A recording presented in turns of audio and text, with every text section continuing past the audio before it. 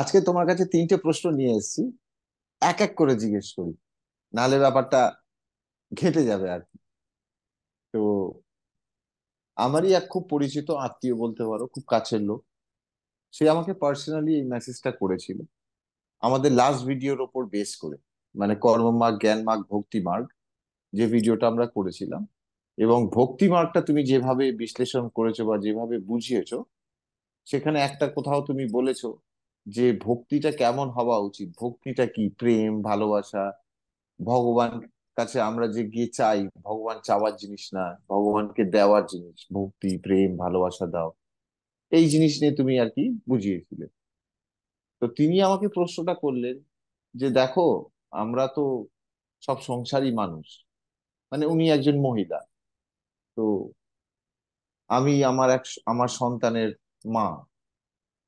ধরো আমার সন্তান যদি বাইরে থাকে এবং কোনো রকম ভাবে সে যদি অসুস্থ হয়ে পড়ে, ঠিক আছে, তো সেই খবর পেয়ে আমি মা, আমার প্রথম কাজটা কি মা হিসাবে?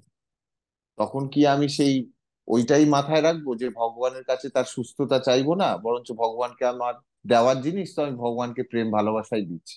এটা তো হয় না। মায়ের মন কেঁদে উঠবে, সে ভগবানের কাছে সঙ্গে সঙ্গে ছুটে যাবে, বা দেব দেবীর কাছে ছুটে গিয়ে সে তার সন্তানের সুস্থতা কামনা করবে। এইটাই তার, মানে এটাই বাস্তব। এটা একটা বাবা হিসাবেও বলতে পারো আমরা এটাই করে উঠবো। তখন তো আর ওই ভক্তি বা জ্ঞান মার্গ বা এসব তো কিছু মাথায় ঘুরবে না, তখন প্রধানটা কি, আমার ছেলে, আমার সন্তানের সুস্থতা। তো এইখানে না চেয়ে কি করে সে পারবে ব্যাপারটা? ভালো প্রশ্ন। মানে কথাটায় যুক্তি আছে। আসলে দেখ, আমি কাউকে বারণ করছি না কোনো কিছু করতে। ঠিক আছে? যে 20 বছর 30 বছর ধরে তার একটা পুজো করার একটা ধরন রয়েছে, তার একটা অভ্যেস রয়েছে। ঠিক আছে? সেই জিনিসটাকে বিশ্বাস বিশ্বাস রয়েছে। তার। হুম হুম। হ্যাঁ। তো সেই জিনিসটা দুম করে আমার কথা শুনে কেউ পাল্টে ফেলুক, এটা আমি চাই না। কিন্তু আগে না বুঝতে হবে। উনি উনি না, উনি পাল্টানোর কথায় আসছেন না। উনি বলছেন উনি পারছি না। আসছেন, তোর হ্যাঁ, এই যে কথা। ভক্তিটা, এই যে ভক্তি মার্গে আমি যে ভগবানকে সেই সময় দেব আর চাইবো না, হুম। এটা হচ্ছে না। তখন আমি চেয়ে বসছি আমার সন্তানের সুস্থতা হ্যাঁ, বা আমার সন্তানের মঙ্গল কামনা, ওটাই আমি চেয়ে বলছি যে বসছি। এটাই আমি ব্যাখ্যা করার চেষ্টা করছি যে কাউকে একদিনে তো বোঝানো যায় না, পাল্টানো যায় না, কিন্তু যতটুকু আমি কেন বলছি যে কিছু চাইবে না, সেটার উদ্দেশ্যটা বোঝ। দেখ, আমি এর আগের দিন একটা জিনিস বলেছিলাম যে আমার নিজের মুক্তির পথটা কিন্তু আমাকেই বার করতে হবে। জন্ম, মৃত্যু, স্বর্গ, নরক, পুনর্জন্ম, এই তো সাইকেল, এই তো হুম চক্র, হুম ঘুরেই হুম চলেছে, ঘুরেই চলেছে, ঘুরেই চলেছে। তাই তো? তাহলে এই চক্র থেকে আমাকে নিজেকে বেরোতে হবে। আমাকে কেউ বার করতে পারবে না। পৃথিবীতে কারোর ক্ষমতা নেই। এমনকি মানে কোনো দেবদেবীরও নেই যে তোকে সেখান থেকে বার করে আনবে। সবকিছু হচ্ছে এই জায়গাটা। হ্যাঁ। তো এটা প্রথমে বুঝতে হবে যে আমার মুক্তির পথটা আমাকে খুঁজে বার করতে হবে। এইবারে কথাটা দেখ, আমি যেগুলো বলি কথাগুলো হয়তো শুনতে কটু লাগবে, কিন্তু ভেবে দেখুক মানুষ। আমি এটা বলছি। তো দুটো জিনিস বল। আমাকে কেউ বলে দিল যে তোমার আয়ু আর 24 ঘন্টা আছে। তোর পৃথিবীতে কোন জিনিসটা ভালো লাগবে সেই জিনিসটা আমাকে বলতো। তোর সন্তান, তোর সংসার, তোর বাড়ি, তোর স্বামী, তোর স্ত্রী, তোর আত্মীয়, তোর বন্ধু, কোন জিনিসটা তোর ভাল লাগবে যেটা নিয়ে এই 24টা ঘন্টা তুই কাটাতে পারবি শান্তিতে? দেখো, ভালো লাগার তো কথাই নয় কোনো জিনিসে, মন তো আর বসবে না কিছুতেই। মন কারণ বল। জেনে গেছি যে আমার আমার তো সময় আর নেই, আর তো 24 ঘন্টা। তার মানে আমি প্রধান তো। 2 মিনিট ভাবুক সবাই, আমি সেটা চাইছি। কারণ যত কেউ বলে দিল, সেটা হয় একদল মানবে একদল মানবে না, কিন্তু সেটা দিয়ে আলটিমেটলি জ্ঞান আসবে না কিছু। নিজেকে প্রশ্ন করতে হবে যে আমি যদি জেনে যাই যে আর 24 ঘন্টা মোটে আমার আয়ু, তাহলে আমার কি করণীয়? এর উত্তরটা যদি ঠিকঠাক, নিজেকে অসৎ নয়, সৎ উপায়ে যদি নিজেকে উত্তরটা দিস, তাহলে উত্তরটা আসে যে আমি নিজেকে নিয়েই ভাববো, পৃথিবীর আর কাউকে নিয়ে আমি ভাববো না তখন। এটাই স্বাভাবিক। কারণ তখন বুঝবো যে এর পরে যেটা হবে, তখন আমার হাত কেউ ধরে রাখবে না। না গুরু, না কোনো দেবদেবী, না কোনো ঈশ্বর, না আমার সন্তান, না আমার স্বামী, না আমার স্ত্রী, কারোর হাত আমি ধরে রাখতে পারবো না। না এই বাড়ি, না আমার এই সত্তা, না আমার এই শরীর, কিচ্ছু ধরে রাখতে পারবো না, কিচ্ছু পাবো না। মানুষ ভয় পেয়ে যায় তখন। তখন কিচ্ছু ভালো লাগে না। কারণ ওইটা, যে মানুষ সেখানে দিশাহীন হয়ে যায় যে এবার কি হবে। আমাদের সমাজটা এখন এরকম যে মৃত্যু সম্পর্কে কথা বললেই মুখে আঙ্গুল, চুপ চুপ, এসব অলক্ষণে কথা বলিস না। কিন্তু এটাই প্রধান। এটা যদি না বুঝতে শিখিস, তাহলে জীবনের অর্থটা, তুই বলছিলি না জীবন কেন, জীবনের মানে কি, কেন বেঁচে আছি, এইটাই হচ্ছে জীবনের অর্থ। এই যে সময়টা দিয়ে পেয়েছিস, এটা হচ্ছে পরীক্ষায় পড়াটা জমা দেওয়ার জন্য। পরীক্ষাটা কোনটা? মৃত্যুটা হচ্ছে পরীক্ষা। আর এই যে জীবনটা, এটা হচ্ছে নিজেকে প্রত্যেকটা মুহূর্তে শিক্ষা দেওয়া। শেখা, শিখে যাও সারা জীবন, নিজেকে উন্নত করো। তবে না তুমি পরীক্ষায় পাশ করতে পারবে। পরীক্ষা না পাশ করতে পারলে কি হবে? মৃত্যু, স্বর্গ, নরক, পুনর্জন্ম। সেখানে আবার তোমার দুটো ছেলে হবে, দুটো মেয়ে হবে, আবার তাদের কথা ভাববে। এই চলতেই থাকবে সাইকেল। আবার ভোগ, ভোগের মধ্যে সুখ, দুঃখ, শারীরিক ক্লেশ, যন্ত্রণা, চোখের জল, হাসি, ফাঁকে ফাঁকে। এই তো, তাই না? তাহলে এখানে বলতে কি চাইছি আমি? কিছু চেয়েও না, তার অর্থটা কি? তাহলে প্রথমটা বোঝালাম যে আমি প্রধান, কিন্তু এইখানে প্রধান আমি। আমি জানি আমি যে কথাটা বলছি কোনো মায়ের মন এটা মেনে নেবে না, যে আমার সন্তান আগে না আমি আগে। আমি নিজেও তো বাবা। আমাকে যদি অপশন দেয়, তাহলে আমি বলবো হ্যাঁ, আমার আয়ু যেন আমার সন্তানের লেগে যায়, মরতে আমি ভয় পাই না, সেটা আমি বলবো। কিন্তু এই মুহূর্তে যদি আমাকে আমি এই রকমও উপায়ের মধ্যে দিয়ে গেছি, মানে এই রকমও পরিস্থিতির মধ্যে দিয়ে গেছি, যেখানে ডাক্তার অজান্তেই আমাকে বলেছে যে আহ, আপনার ব্রেনে এমন একটা কিছু হয়েছে যে এটাকে ট্রিটমেন্ট করান, এতে কেউ বাঁচে না। তুই হয়তো মনে মনে থাকবে, আমি আর ডিটেলসে বলছি না, সবার আগে তোকেই ফোন করেছিলাম হুম। যে আমার কিছু হলে মেয়েটাকে দেখিস। হ্যাঁ। তো তখনও মেয়ের কথা চলছে, কিন্তু প্রধান কিন্তু যে আমি নিজেকে কি বোঝাবো, নিজেকে কিভাবে তৈরি করব, নিজে কিভাবে পরীক্ষায় বসবো, আমি কতটা তৈরি পরীক্ষা দেওয়ার জন্য। এই জিনিসটা প্রধান করছে। কারণ একটা সময়ের পরে কিন্তু আমি চাইলেও আর কারোর জন্য কিচ্ছু করতে পারবো না। আমি অক্ষম হয়ে গেলাম, আমি মরে গেলাম, মানে আমি অক্ষম। তখন কিন্তু আমি চাইলেও কিছু করতে পারবো না। যেটা পারবো এই মুহূর্তে, সেটা হচ্ছে নিজেকে উদ্ধার করতে পারবো। তো যাতে একটা একটা প্রাণ নিজেকে উদ্ধার করার পথটা খুঁজে পায়, সেই কারণে আমি সবাইকে বলছি যে কিছু চাইবে না। এটা গেল প্রধান, যে নিজেকে কিছু চাইবে না মানে কি, নিষ্কাম হতে বলছি, নিষ্কাম, কোনো কামনা বাসনা নেই। প্রথমটা বললাম। দ্বিতীয় গল্পে আসি। সেটা হচ্ছে যে নরেন্দ্রনাথ দত্ত, পরে যিনি স্বামী বিবেকানন্দ হিসেবে পরিচিত। তো নরেন গেছে পরমহংসদেবের কাছে, ঠাকুরের কাছে, গিয়ে বলছে যে আমার এরকম চাকরি বাকরি হচ্ছে না, সংসারে একটুখানি চাপ চলছে। এই গল্পটা সবাই জানে। কিন্তু আমরা কি জানিস তো, আমরা খালি গল্প পড়তে ভালোবাসি, গল্প শুনতে ভালোবাসি, নিজেদের জীবনে সেগুলো প্রয়োগ করতে পারি না। সমস্যাটা সেইখানে। তো আবারও একবার বলি ছোট করে গল্পটা। তো ঠাকুর কি বলেছে বিবেকানন্দকে? তখনও সে বিবেকানন্দ হয়নি। তো যাই হোক, তো হুম। তখন নরেনকে বলেছে, যা না, ওই তো মা রয়েছে ওইখানে, যা মাকে গিয়ে বল, মানে কালী ঠাকুরকে দেখিয়ে বলছে। তো বিবেকানন্দ প্রথমবার গেছে, গেছে, গিয়ে তারপর বেরিয়ে এসছে।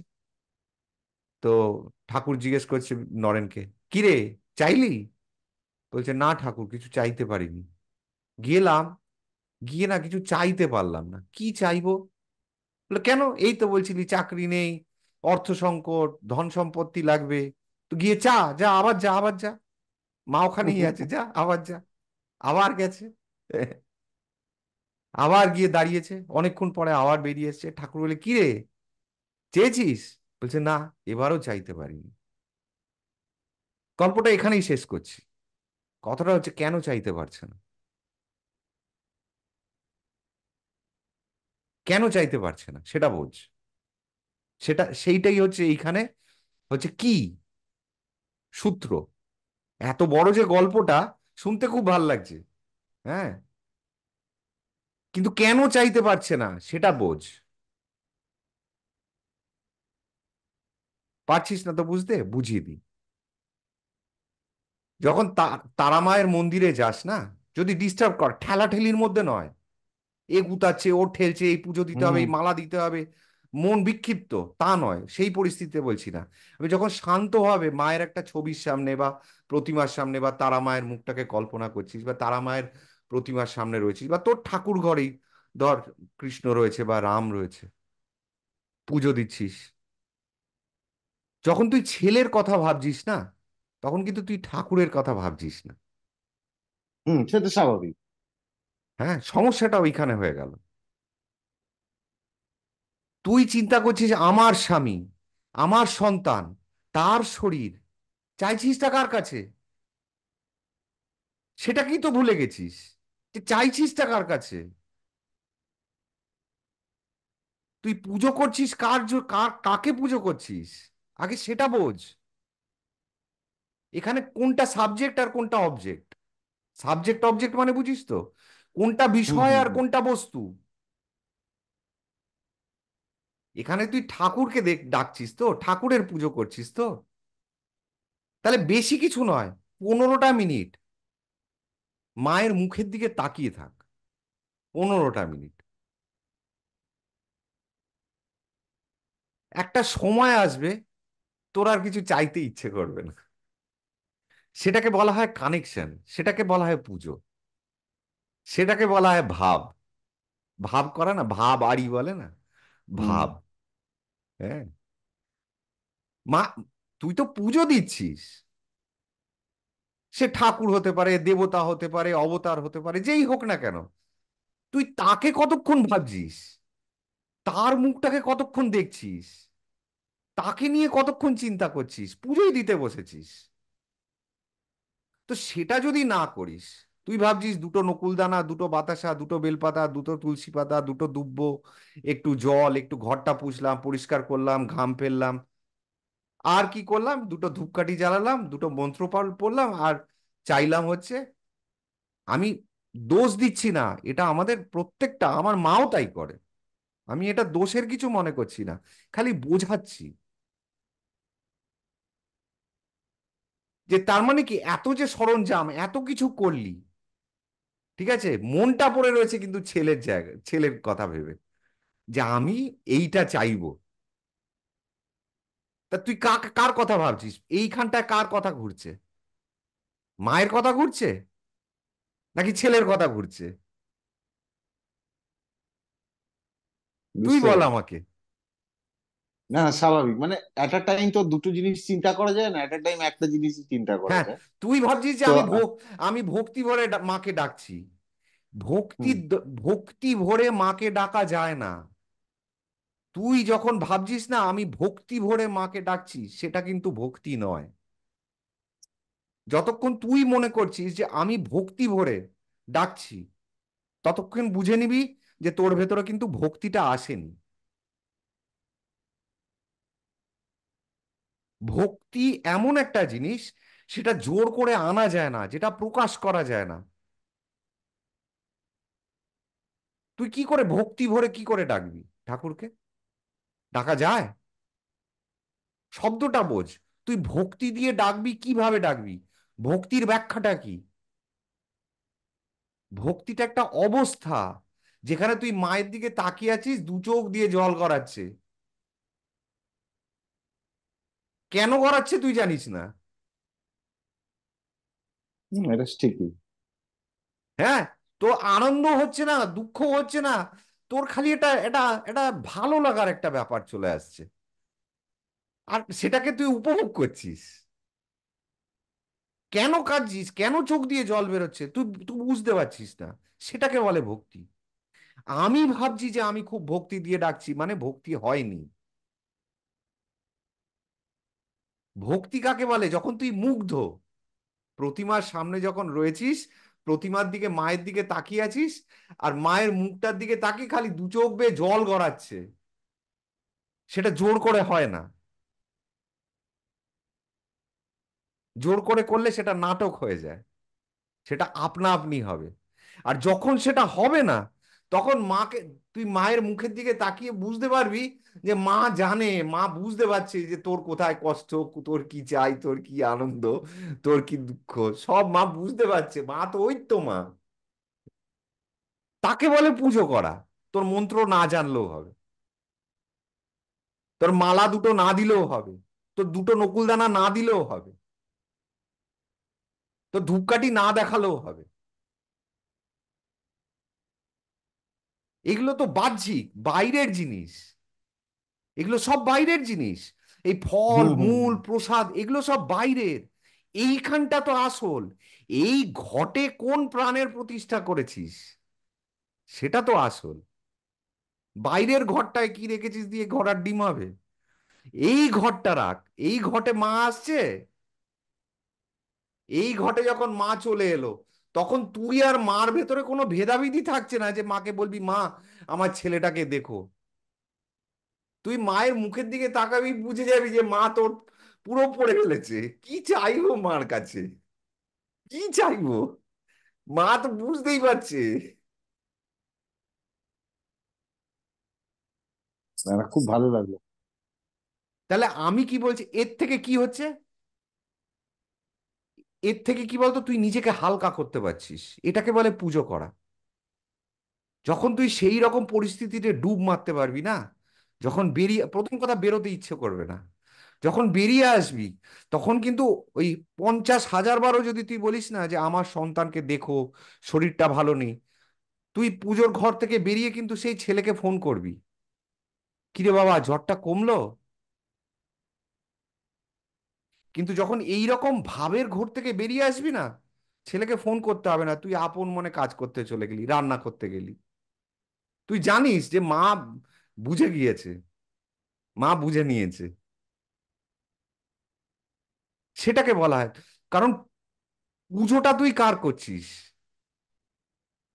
পুজোটাকে পুজোর মতন করে করতে হবে তো। যখন আমি মায়ের সাথে কথা বলছি, তখন ছেলে, স্বামী, স্ত্রী, আমি, কেন, এরা কেন আসবে? আচ্ছা, তাহলে এখানে আমার একটা প্রশ্ন আসলো। তুমি যেটা বললে আমি খুব সুন্দরভাবেই বুঝেছি। আশা করছি সবাই বুঝতে একদম সহজভাবেই বুঝিয়েছো, এবং খুব সুন্দর, মন মানে যেটাকে বলা হয় না ইংলিশে, মানে মানে টাচি, মানে হার্ট টাচিং ব্যাপার। তো মনকে ছুঁয়ে গেছে। কিন্তু এই কথা শুনতে শুনতে আমার মাথায় আর একটা প্রশ্ন আসলো। হ্যাঁ। তো ভক্তি যদি এইটাকে বলে যে আমি বসবো, শুধু দেখেই যাব, কানেকশন, মানে যেটা তুমি বললে, আপনি আপ একটা কানেকশন হবে, আপনি আপ চোখ দিয়ে জল বাড়াবে, বা আপনি আপ হাসবো, যাই হোক একটা ভালো লাগা, ফিল গুড ফ্যাক্টর একটা কাজ করবে। তো বসে যদি এত সুন্দরভাবে জিনিসটাকে করা যায়, তাহলে মানুষ এই যে কষ্ট করে পায়ে হেঁটে কেদারনাথে উঠছে, পায়ে হেঁটে তারকেশ্বরে যাচ্ছে, পায়ে হেঁটে অমরনাথ যাচ্ছে, দণ্ডি কাটছে, হ্যাঁ পরিক্রমা করছে, এগুলোকে তাহলে বলে এই কৃচ্ছ, জিনিসগুলো। এগুলোকে বলে কৃচ্ছ সাধন। কৃচ্ছ সাধন, কৃচ্ছ সাধন মানে কি? মানে আমি একটা সংকল্প করেছি, বা আমি কিছু দিতে পারছি না, আমি জানি আমার কাছে মন্ত্র নেই, আমার কাছে ভক্তি নেই, আমার কাছে ভাব নেই, ভালোবাসা নেই, কিন্তু আমি জানি যে আমার এটা প্রয়োজন, কিন্তু আমি পাচ্ছি না, ভেতরে খুঁজে অন্তরে পাচ্ছি না। তখন কি শরীরটাকে কষ্ট দেওয়া, যে এই শরীর তো আমাকে বুঝতে দিচ্ছে না, ঠাকুরের সাথে ভগবানের সাথে কানেক্ট হতে দিচ্ছে না, এই শরীরের জন্যে, এই মনের জন্যে, একে আমি ব্যথা দেব, একেই আমি আঘাত দেব, একেই আমি কষ্ট দেব। তারপর দেখি কি হয়। তুই আরাম চাস, দেখি কত আরাম পাস। হেঁটে যাব এখান থেকে তারকেশ্বর, দেখ কিরম লাগে। একটা সময় তো আসবে যখন মন হাল ছেড়ে দেবে, যখন শরীর হাল ছেড়ে দেবে, তখন আসবে ভক্তি, তখন প্রেম খুঁজে পাবি। তখন ভালোবাসা খুঁজে পাবি। তো কৃচ্ছ সাধন মানুষ এই জন্যে করে। এই জায়গাটা দেখ দু রকম, একটা কিন্তু হচ্ছে, কিন্তু শরীরকে কষ্ট দেওয়া, সে তো একটা জায়গা থেকেও দিতে পারে। এই যে তুমি বললে তপস্যা, হ্যাঁ, তপ, এক জায়গায় বসে আছি, আমার হাঁটু পা অসাড় হয়ে যাচ্ছে, শির দ্বারা যন্ত্রণা করছে, ঘাড় ব্যথা হয়ে গেছে, হ্যাঁ, এটাও তো শরীরকে কষ্ট দেওয়া। হ্যাঁ, তো আমি সেটাও করা যায়। তাই আমি, হ্যাঁ, এটা তা আমি হেঁটে বিভিন্ন, তারকেশ্বর যাচ্ছি কেন? শুধু হেঁটে তারকেশ্বর নয়, এগুলো সব কৃচ্ছ সাধনের মধ্যে পড়ে, এগুলো সব তপস্যার মধ্যে পড়ে। ঠিক আছে, তপস্যা একটা অন্য পথ। ঠিক আছে। কারণ যারা যাচ্ছে তারা তো পুরো ভক্তি নিয়েই যাচ্ছে, ভোলে বাবা পার করেগা, ভোলে বাবা পার করেগা, কিন্তু পার এত কজন মানে হয়? ভক্তি। পার কজন হয়? না সেটা এইবারে দেখ, আলাদা তোকে ব্যাপার। আর একটা গল্প বলি, আর একটা গল্প হুম। বলি। বলছে শিব আর পার্বতী একদিন গঙ্গার পাড়ে হাঁটতে হাঁটতে যাচ্ছে। তো সবাই গঙ্গায় ডুব মারছে। তো পার্বতী বলছে যে কি গো, এরা গঙ্গায় ডুব মারছে, কি হচ্ছে এদের? বলছে কেন, আমাদের শাস্ত্রে আছে যে গঙ্গায় সব পাপ ধুয়ে মুছে চলে যায়। তো পার্বতী বলছে যে তো সত্যি কি এদের পাপ ধুয়ে যাচ্ছে? বলছে না। কেন, তাহলে তো শাস্ত্রে লেখা আছে যে গঙ্গায় ডুব দিলে পাপ ধুয়ে মুছে যায়, তাহলে কেন ধুচ্ছে না? ধুচ্ছে, খুব কম লোকের ধুচ্ছে। দেখবে, চলো একটা খেলা খেলি।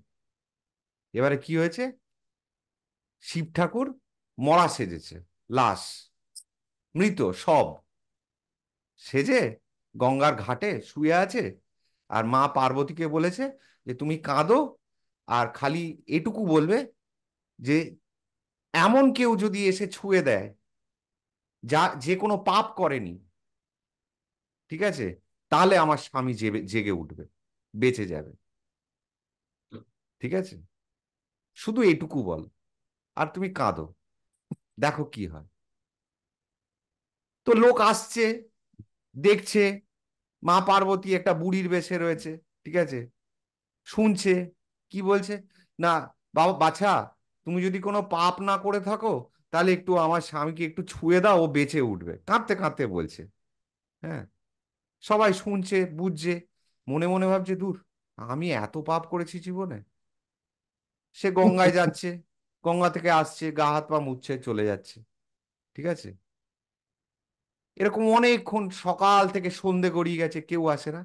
সন্ধেবেলা, ঠিক আছে, একজন ওখান থেকে যাচ্ছে, শুনেছে কি হয়েছে মা, এই এই ব্যাপার, আমার স্বামীকে দেখো সকাল থেকে নিয়ে এইভাবে সব নিয়ে বসে আছি, একজন যদি কেউ পুণ্যবান, যে কোনো পাপ করেনি, এরম যদি কেউ ওকে ছুঁয়ে দেয় তাহলে ইনি জেগে উঠবেন, কিন্তু এরম কেউ আসছে না। বলছে ঠিক আছে মা, 2 মিনিট দাঁড়াও, আমি গঙ্গা স্নান করে আসছি। উনি গঙ্গা স্নান করে আসলেন। উনি কি করতেন না, উনি পশু হত্যা করতেন, মানে ওনার কাজ হচ্ছে ওই বুচারিং, মানে হুম মুরগি হুম। কাটা, ছাগল কাটা, এই ওনার কাজ এইটা। তো এ সারাদিন কাজকর্ম করে সন্ধেবেলা গেছে গঙ্গায়, চান করেছে, করে এসে শিবকে ছুঁয়েছে, শিব সঙ্গে সঙ্গে জেগে উঠেছে। তো পরে, গল্পটাকে আমি শর্টে রাখছি, তো পরে পার্বতী বলছে যে কি করে হলো, এত লোক গঙ্গায় গেল, এত লোক চান করলো, কিন্তু কেউ এসে তোমাকে ছুলো না, আর এই লোকটা যে সারাদিন মুরগি কাটে আর ছাগল কাটে, এ গেল সন্ধেবেলা, এসে তোমাকে এসে ছুলো, আর এ বলছে যে এ কোনো পাপ করেনি আর তুমি জেগে উঠলে, এ ব্যাপারটা কি হলো আমাকে বোঝাও।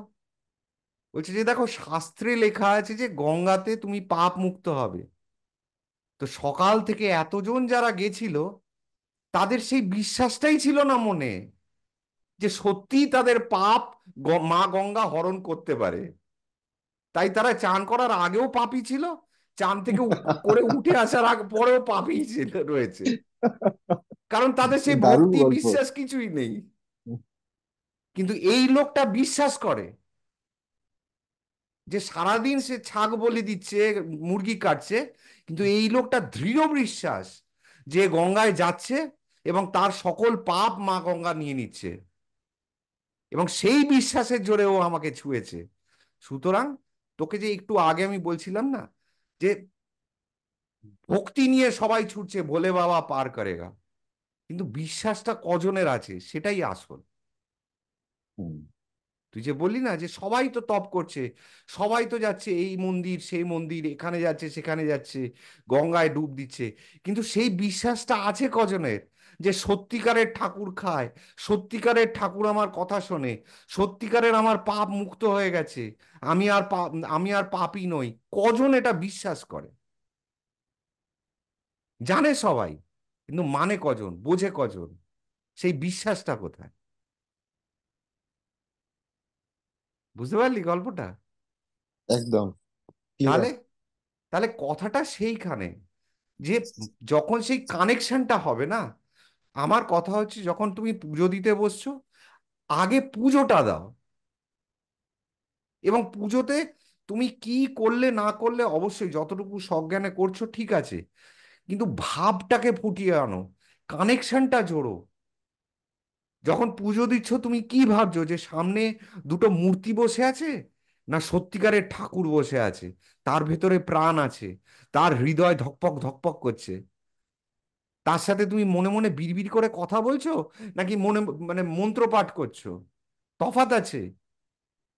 কেউ সারা জীবন মন্ত্র পাঠ করেও কিছু পায় না, আর কেউ ওই কোনো মন্ত্র জানে না, কিচ্ছু জানে না, খালি ঠাকুরের সাথে বিড়বিড় করে কথা কথা বলে। হ্যাঁ, জন্ম দিয়েছে, দেখতে পারে না, জীবনটা আমার কষ্টের ঝালাপালা করে দিল, সকাল থেকে খেটে মরছি, এখন আমার বাবুর সেবা করতে হবে, না হলে আমার বাবু গোসা করবে, কথা বলে বিড়বিড় বিড়বিড়, ঠাকুরের সাথে কথা বলছে এইসব। সে হুম। ঠাকুর সে সে ঠাকুরের দর্শন পেয়ে যাচ্ছে।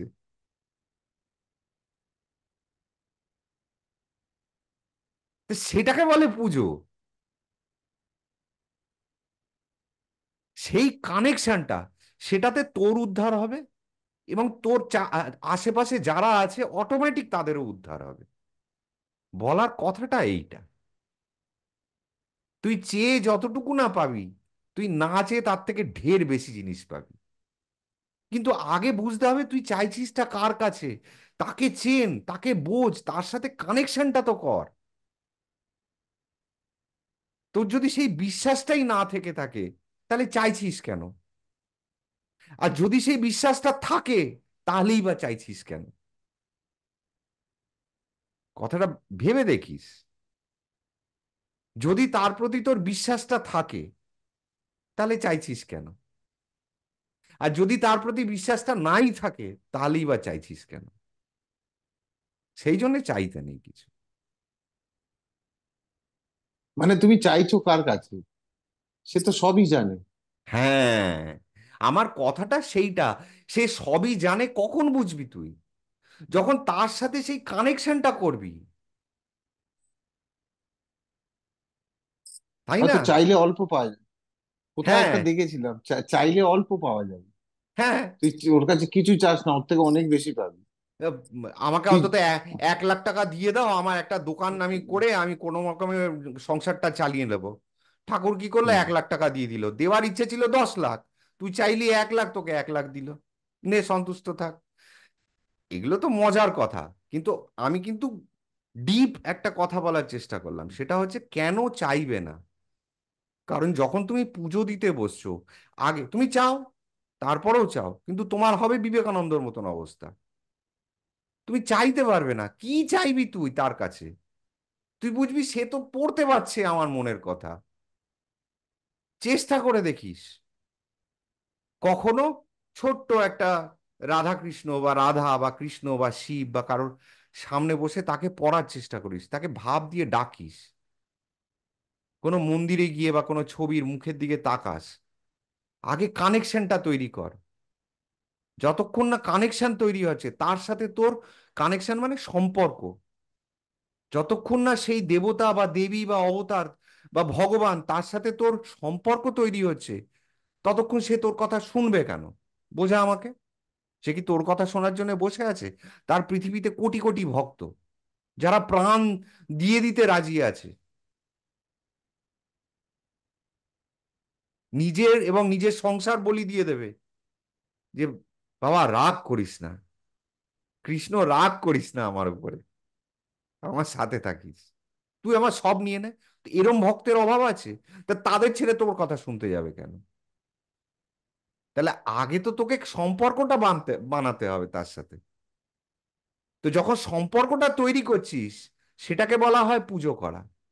আর যখন সম্পর্ক তৈরি করে ফেলবি, তখন তাকে কিছু বলতে হবে না। তুই কি ভাষায় বলবি? কৃষ্ণ ঠাকুর বাংলা বোঝে, না সংস্কৃত বোঝে, না ইংরেজি বোঝে, না হিন্দি বোঝে, না গুজরাটি বোঝে, না মারওয়াড়ি ভাষা বোঝে, না অহমিয়া ভাষা বোঝে? কি ভাষা বোঝে? তুই কি ভাষায় ডাকবি? কৃষ্ণ ঠাকুরের সাথে কথা বলতে গেলে তোর ভাষার দরকার নেই। সেই জন্য বলছি সম্পর্কটা আগে তৈরি কর। যখন সম্পর্কটা তৈরি হয়ে যাবে না, তখন বুঝতে পারবি যে কৃষ্ণ ঠাকুর সব পড়তে পারছে। মা কালী তোর দেখতে পাচ্ছে, তোর ভিতরে, ও তোর অন্তর পড়তে পারছে, তোর ব্যথা দুঃখ সব বুঝতে পারছে। সেখানে তোর কিচ্ছু চাইতে হবে না, সব আপনা আপনি হবে। তারা মানুষ নয়। দেবদেবী, ভগবান, এরা তো মানুষ নয় যে ভুলে গেল, মনে করতে হুম। পারলো না, তোর ভালো কোনটা হবে সেটা বুঝতে পারলো না। তা তো নয়। তাহলে প্রধান উদ্দেশ্য, যখন তুই পুজো করতে বলছিস, তখন আগে কাকে পুজো করছিস সেটা বোঝ, এবং তারপরে তার সাথে আগে সম্পর্কটা তৈরি কর। আমার বলার এটাই উদ্দেশ্য। আমরা ঠাকুর ঘরে সব কিছু করছি, ঠাকুরের থালাবাটি মাজা থেকে, ঘর পরিষ্কার করা থেকে, ধূপকাঠি দেওয়া থেকে, মানে কোমর ব্যথা হয়ে যাচ্ছে, ঘাম হয়ে যাচ্ছে, না খেয়ে করছি, উপোস করে করছি, ঠিক আছে, কিন্তু ঠাকুরের কথা কম, আত্মীয় স্বজন, নিজের দুঃখ, নিজের কষ্ট, নিজের উম, যন্ত্রণা, এর বোঝার ব- ব্যাগটা কাঁধে নিয়ে ঢুকছি ঠাকুর ঘরে। সেটা সঠিক নয়। আর কিছু না পারিস, আগে তার সামনে 15 মিনিট বস, কিচ্ছু করতে হবে না, তার মুখের দিকে তাকিয়ে থাক। সেই জন্য প্রতিমা করেছে মানুষ। তার মুখের দিকে তাকিয়ে থাক, তোর কোনো মন্ত্র পাঠ করতে হবে না, খালি এক দৃষ্টিতে তার মুখের দিকে তাকিয়ে থাক। দেখবি, বোঝার চেষ্টা কর সে হাসছে না কাঁদছে। একটা ফুল দিচ্ছিস, এই এই আজকে না এই সাদা ফুলটা পেয়েছি, হ্যাঁ, তোমার পছন্দ হলে মাথায় নাও, আর যদি পছন্দ না হয় ফেলে দাও। হ্যাঁ, কিন্তু আমি কিন্তু এটা এনেছি আমার ওই গাছটা থেকে, কথা বল। ফুলটা যে দিচ্ছিস, সেটাই তোর, তুই যে অর্পণটা করছিস, সেই ভাবটা নিয়ে আয়। এই জলটা এনেছি, জানি জলটাই কলের জল, তা আমরাও ওই বাড়িতে এই কলের জলই খাই, হ্যাঁ, তোমাকে আর আলাদা করে কি জল দেবো বলো? এই না, তোমাকে তার মধ্যে একটা তুলসী পাতা দিয়ে দিলাম, শুনেছি তুমি নাকি ভালো থাকো, আমার ক্ষমা করো, হ্যাঁ, আমাকে ভক্তি দাও একটু, একটু জ্ঞান ট্যান দাও, যাতে আমি তোমাকে একটুখানি ভালোভাবে সেবা করতে পারি। এই এই এই কথোপকথনগুলো যেন হয় মনে মনে। আজকে ফুলের মালা না বাজার থেকে আনলো, ভালো পাইনি, বুঝলে?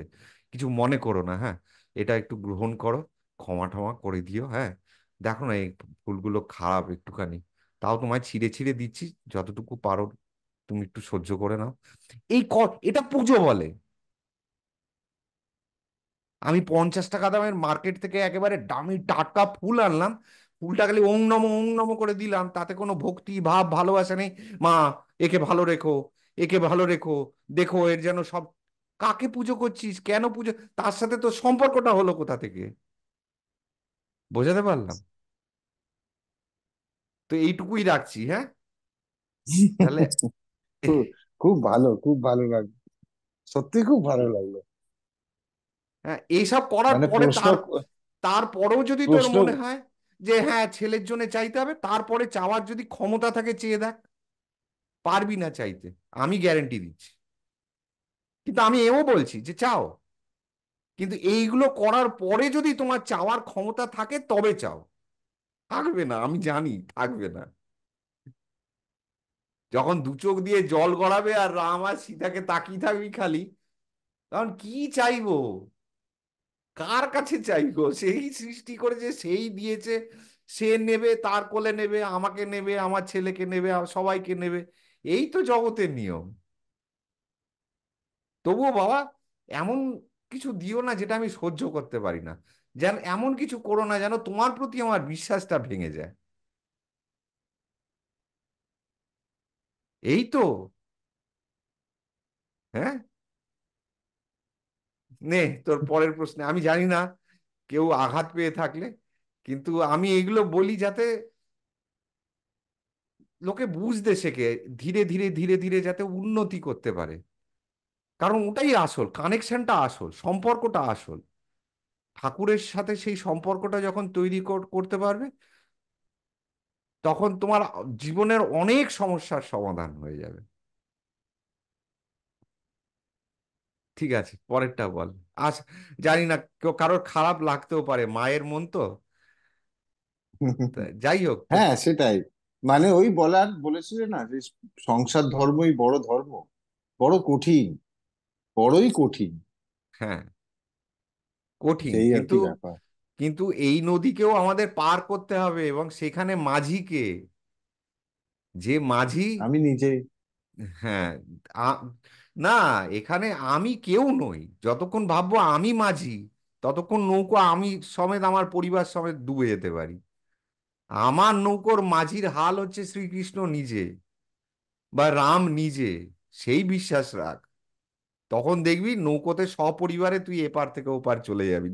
যত ঝড় বাদলা বৃষ্টি আর ফুলে ফেঁপে উঠুক সেই নদী। তো আশা করছি তোর সেই আত্মীয়কে আমি এটুকু বোঝাতে পারলাম যে আমার উদ্দেশ্যটা কি।